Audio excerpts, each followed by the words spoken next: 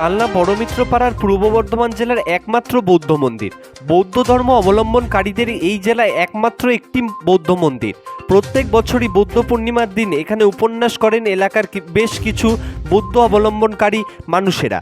এই অনুষ্ঠানে সামিল হলেন রাজ্যের মন্ত্রী স্বপন দেবনাথ। মোমবাতি জ্বালিয়ে এবং পুষ্প নিবেদন করে শ্রদ্ধা জানালেন রাজ্যের মন্ত্রী স্বপন দেবনাথ। তিনি জানান, প্রত্যেক বছরই এই জায়গায় আসি এবং এখানে কিছু বৌদ্ধ ধর্ম অবলম্বনকারী পরিবারের এরা বাস করে। তাদের এই উৎসবে সামিল হতে পেরে আমার ভীষণ ভালো লাগছে। কালনা থেকে সৈয়দ আবু জাফরের রিপোর্ট, যুগান্তর সংবাদ।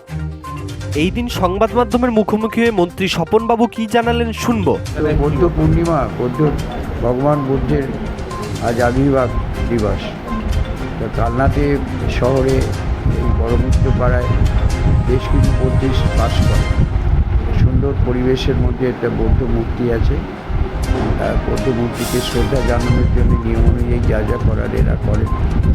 প্রায় প্রতি বছরই আসে এখানে বৌদ্ধ মূর্তি, এবং এই মূর্তিটা থাইল্যান্ড থেকে আনা হয়েছে বলে জানা গেছে। এখানে অনুষ্ঠান নীতি অনুযায়ী যা ওদের বৌদ্ধের প্রতি শ্রদ্ধা প্রণাম জানাতে যা যা করা হয় কলাটি অনুষ্ঠান এরা খুব নিষ্ঠার সঙ্গেই পালন করেন। তাই প্রতি বছর এখানে আসি। এবারও শ্রদ্ধা জানিয়ে গেলাম ভগবান শ্রী বুদ্ধদেব। কি বললেন বুদ্ধদেবকে, কি চাইলেন?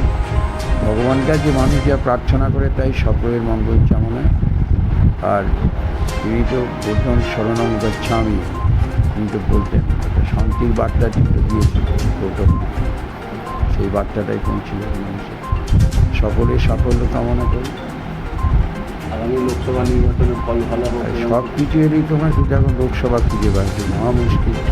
সব কিছু কামনার মধ্যে ওটাও তো পড়ে। সাফল্য তো সব কিছুর ক্ষেত্রে, এই রাজনীতির ক্ষেত্রে হোক, এলাকায় হোক। তবে নিষ্ঠার সহকারে এই বড়মিত্রপাড়ার এই বৌদ্ধিস্টরা যে প্রায় 16-17 ঘর আছেন, তারা কিন্তু এখানে খুব নিষ্ঠার সঙ্গে অনুষ্ঠানটা করে। তাই আসি ভগবান বুদ্ধের টানে।